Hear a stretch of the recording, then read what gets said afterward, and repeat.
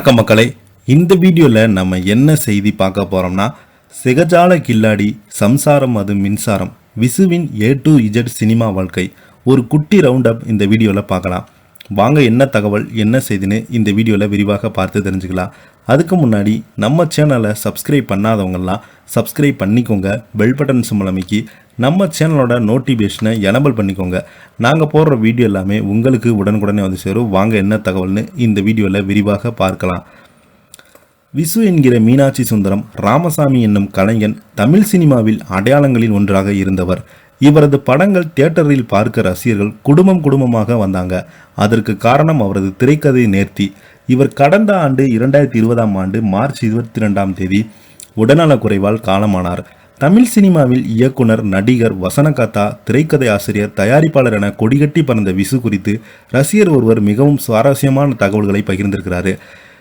Twitter பக்கத்தில் அந்த ரசிகர் பகிர்ந்துள்ள தகவல் பலருக்குமே ஆச்சரியத்தை கொடுத்துள்ளது. இது குறித்து இந்த தொகுப்பில் காணலாம். தமிழ் திரையுலகில் இயக்குனர், நடிகர், கதையாசிரியர் என பன்முக திறமை கொண்டவர் தான் விசு அவர்கள். 1986 வெளியான சம்சாரம் அது மின்சாரம் விசுவின் மாஸ்டர் பீஸ். குடும்ப உறவுகளின் சிக்கல்களை உணர்வுபூர்வமாக நகைச்சுவை சொன்ன இந்த படம் பல இந்திய மொழிகளில் ரீமேக் செய்யப்பட்டு ஃபிலிம்பேர் விருதையும் வென்றது. தமிழ் சினிமாவில் குடும்ப படங்களுக்கு ஒரு முன்மாதிரி என்பதில் ஐயமே கிடையாது. இவருடைய படங்கள் எப்போதுமே குடும்ப உறவுகள், சமூக பிரச்சனைகள் மையமாக கொண்டது. மணல் கயிர், திருமதி ஒரு வெகுமதி, புதிய சகாப்தம், டவுரி கல்யாணம் போன்ற படங்கள் குடும்பத்துடன் தியேட்டருக்கு வரவைத்தவர் தான். குடும்பத்துடன் தான் தனது படங்களை காண வேண்டும் என்பது விசுவின் ட்ராமார்க்.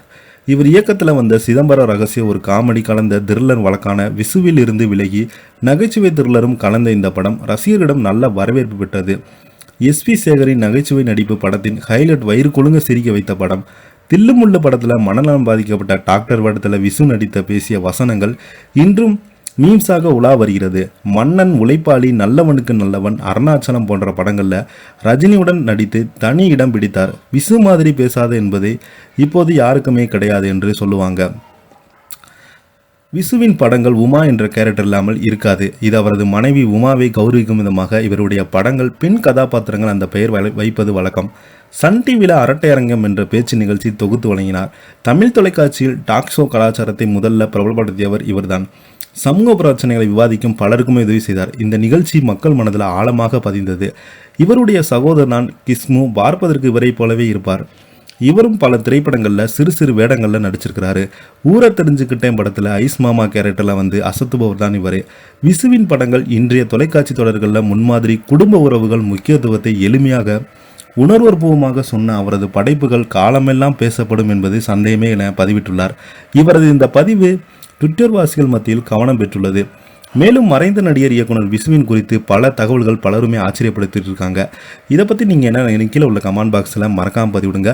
இந்த வீடியோ உங்களுக்கு பிடிச்சிருந்தா லைக் பண்ணுங்கள், ஷேர் பண்ணுங்கள், கமெண்ட் பண்ணுங்கள். அப்போ தான் நாங்கள் போடுற வீடியோ எல்லாமே உங்களுக்கு உடனுக்குடனே வந்து சேரும். நன்றி, வணக்கம்.